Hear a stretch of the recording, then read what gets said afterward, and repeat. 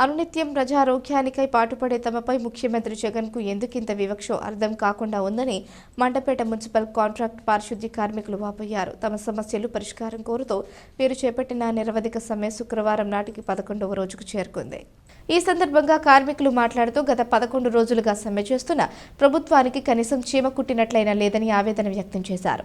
ప్రజల ఆరోగ్యానికై పరిసరాలు పరిశుభ్రంగా ఉంచే తమ పారిశుద్ధ్య కార్మికులపై వైసీపీ ప్రభుత్వానికి ఇంత విపక్ష తగదని వాపోయారు. తమ న్యాయమైన డిమాండ్లు నెరవేర్చే వరకు పోరాటం ఆపే ప్రసక్తే లేదని హెచ్చరించారు.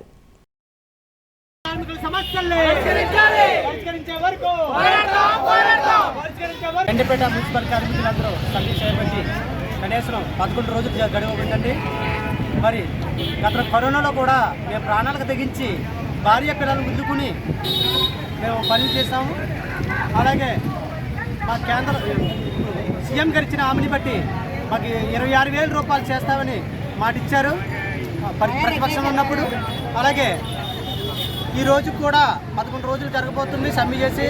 ప్రతి ఒక్కరు కూడా మమ్మల్ని గుర్తించుకుని మీరు సీఎం గారు మీ కేంద్ర మంత్రులతో మాట్లాడి మీరు కూడా మా సమస్యల్ని పరిష్కరించే వరకు ఈ సమ్మెని కొనసాగిద్దామని, అలాగే మండపేట మున్సిపాలిటీలో ఉంటున్న పారిశుద్ధ్య కార్మికులందరూ కూడా ప్రతి ఒక్కరు కూడా ఈరోజు చేపట్టి మాకు 2 రోజులు జరుగుతుంది. అయ్యా తిండి లేక రోడ్డుని పడి ఉన్నాం పిల్లా పాపలతో.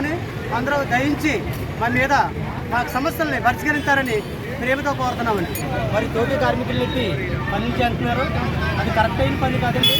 ఆ పని అయితే మేమే చేస్తాం. మా డిమాండ్లు ఏమైతే ఉన్నాయో ఆ డిమాండ్లు నెరవేరితే మేమే పనిలోకి వచ్చి మేము పనులు చేస్తాం. అలాగే కరోనా టైంలో కూడా ప్రాణాలు తెగించామండి. భార్య పిల్లలు ఎదుర్కొని రోడ్డు పాడుపడి మేము పనులు చేస్తాము. అప్పుడు కూడా మీరు మాట ఇచ్చారు, 26,000 పిచ్చిపోయినని మాట ఇచ్చారు. మమ్మల్ని మీరందరూ ఒక దాంట్లోకి వస్తారని కోరుతున్నాము.